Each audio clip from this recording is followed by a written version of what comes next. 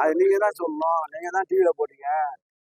வல்லவர், நல்லவர், தீய சக்தி, தீய சக்தி என்பது இப்ப தீய சக்தி செடி விதை முளைச்சு விதை விதைச்சு முளைக்கிறதுக்கு 3 இடம் பிடிக்கிறதுக்குள்ளேயே ஊழல் குற்றச்சாட்டு. அது நீதிமன்ற நடவடிக்கை. இது எப்ப 2016 எடுக்கப்பட்ட வரி ஏற்பு சட்டம். அதான் நானே சொல்றேனே. இப்ப நானே சொல்றேனே, விஜயுடைய இப்ப வந்து டிக்ளேர் பண்ணணும். நான் இந்த படத்துக்கு இவ்வளவு சம்பளம் வாங்குறேன்னு ஓப்பன் டிக்ளேர் பண்ணணும். அது தகுதி உண்டா? திராணி உண்டா? இவன் ஊழலை பத்தி பேசுறதுக்கு என்ன தகுதி இருக்கு?